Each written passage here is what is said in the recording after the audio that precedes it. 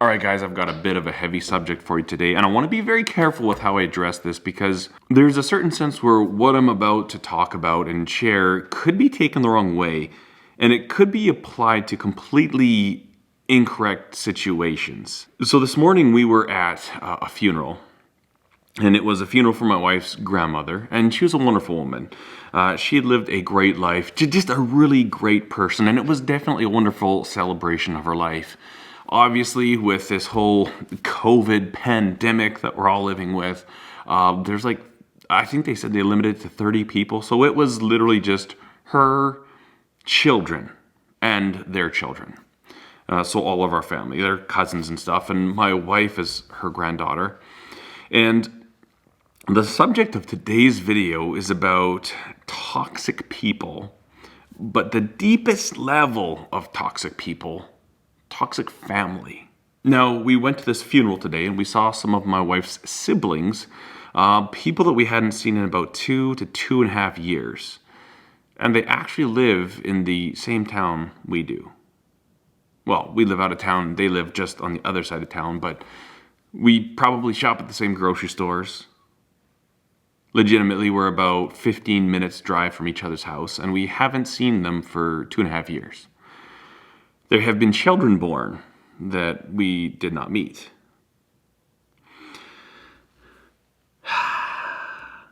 It's heavy stuff.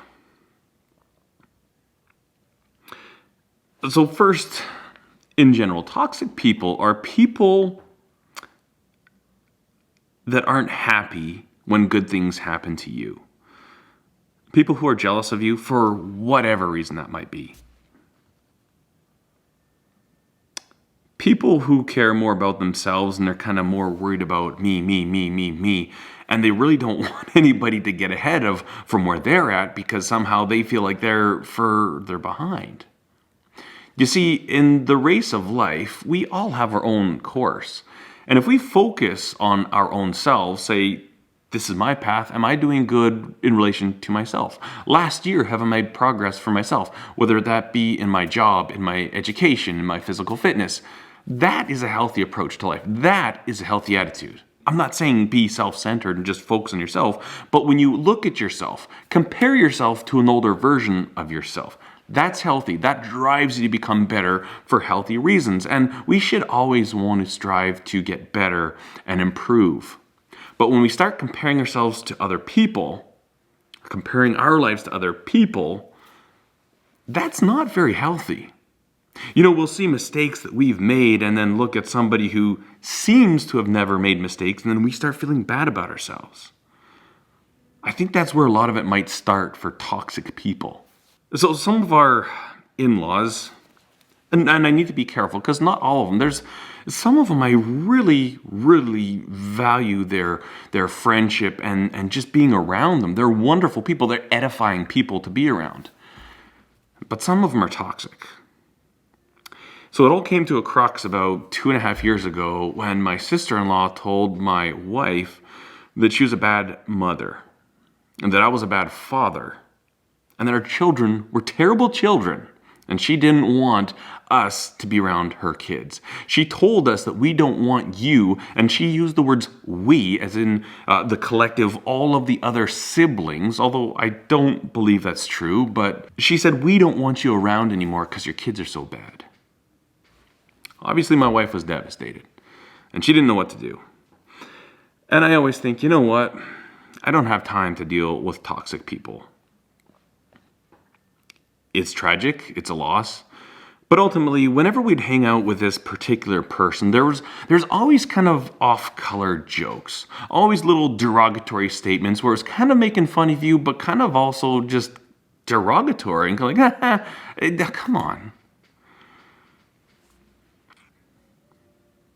So my wife and I thought about it for several days, and we decided that, you know what, we're just going to kind of slowly start separating ourselves. Weeks and months and now years have gone on, and seeing them this weekend kind of brought all these feelings of emotion back.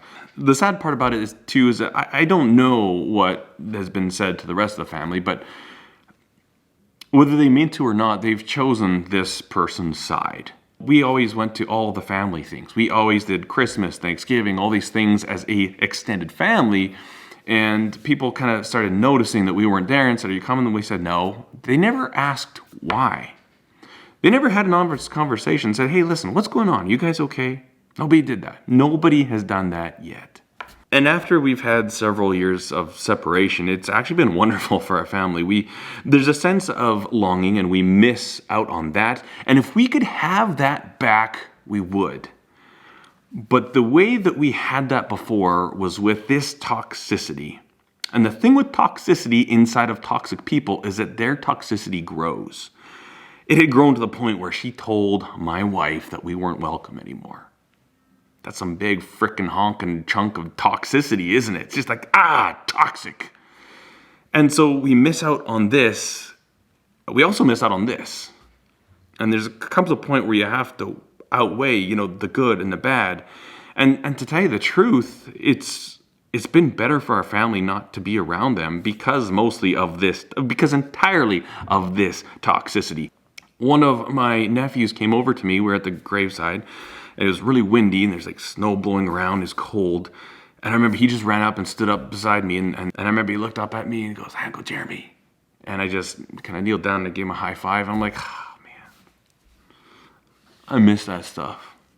I really do miss that stuff. But often when we would get together at these family get-togethers because of this one particular toxic person or somebody who just let their toxicity grow, it would end up in tears and it wasn't good for our family. Even the things that you would say jokingly to our kids, we would have to build them up afterwards. We'd have to reaffirm them that no, she doesn't mean that. Maybe I could come to 2 points on this. Number one, the things that you say in jest, be very, very careful. They're like fire arrows shot at random. I was only kidding. The second thing, sometimes the right thing to do is to separate yourself in certain situations. And that could be family, and that's probably the hardest ones. If you've got some real jerk face at work, it's not hard to avoid them in the lunchroom. With family, that's much more difficult. And I've been living that for the last 2.5 years. So I guess the point of this video, number one, be careful what you say, even if you're joking. I would encourage you to always build people up, especially your family. Always say, "Hey, great job, awesome. You got a promotion at work? Sweet. You built your dream house? That's so cool. You did an awesome job. This is an amazing house." And second of all, if you have those people that when those good things in your life happen to you and they kind of are, those people are toxic. And the sad thing with toxic people is that they don't even know they're toxic. They're so wrapped up in their own little noodly brain of toxicity, they have no clue how miserable they are. There does come a point in life where you need to leave them behind and carry on.